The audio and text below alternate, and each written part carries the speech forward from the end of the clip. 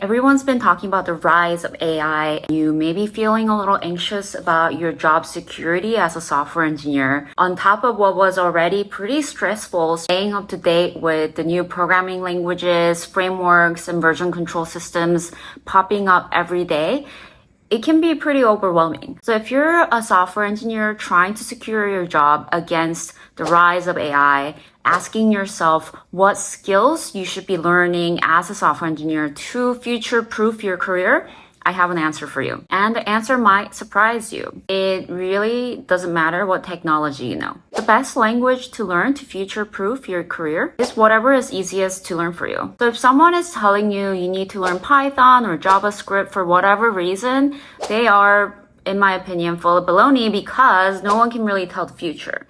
I talked about the principles of exponential growth in my other video, AI versus software engineers, who will win the job market. So go watch it if you don't understand what exponential growth means for technology. But the only thing I can tell you about the future of tech with 100% confidence is that it is damn hard to predict. And that is why no one can tell you what is the absolute best language to learn for the future. Whether it's through classes or online resources, the best language to learn for you is the one that you can readily access and explore. Most good tech companies, including FANGs like Facebook, which is where I worked as a software engineer and an engineering manager for 8 years, they're usually agnostic about the technology you have used prior to joining the company. In fact, most tech companies, including FANGs, value foundational computer science skills, problem-solving ability, and your communication skills above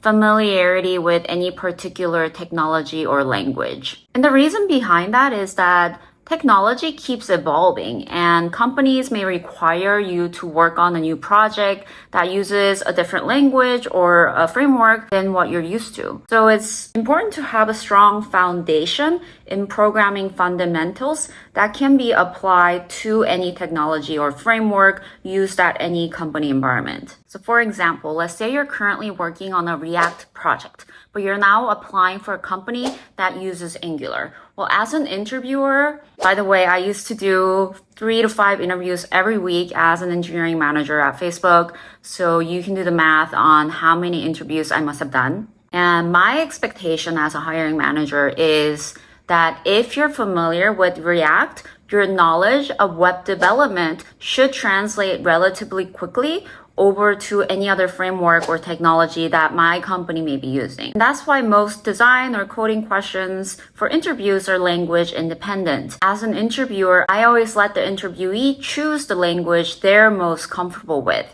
because I'm looking for signals that show that you would be able to pick up comparable technology in whatever tech stack that my company may be using.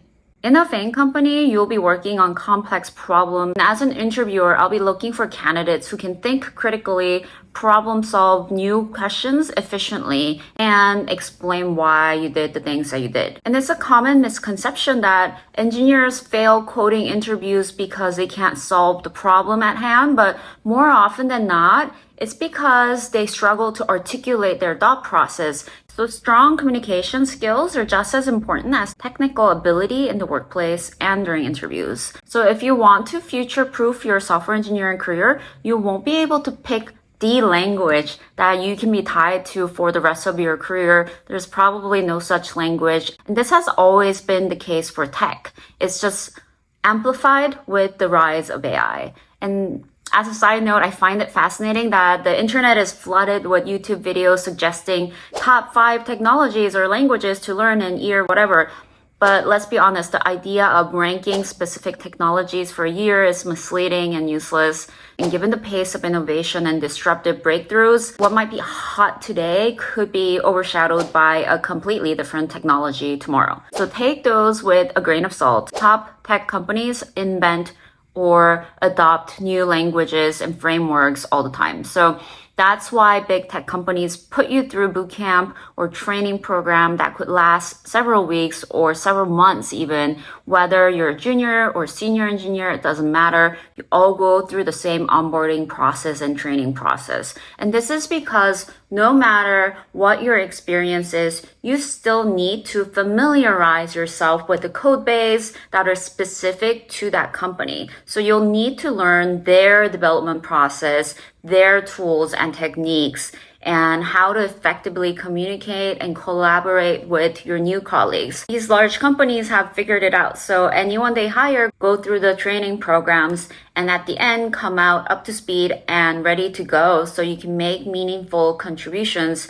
independent from any prior experience. And that's also part of why I like to emphasize developing the ability to learn new skills. It makes you more adaptable. So trying to backtrack from what the company is using today may not be the best approach for your future in terms of longevity. So instead, focus on building fundamental skills that can be applied to a wide variety of technology. So as you tackle learning new languages, shift your focus to the process of learning itself, rather than fixating solely on the end goal of becoming proficient in a particular language. So learning to learn is a transformative skill that really goes beyond acquiring specific knowledge, and it's about mastering the art of learning itself. The idea of constant learning might be intimidating for some, but that's really why software engineers get paid big bucks. And the willingness to embrace this lifelong learning is a key to advancing your career. And the world where change is constant, your passion for learning will be the greatest asset that you can have and the driving force behind your success in tech.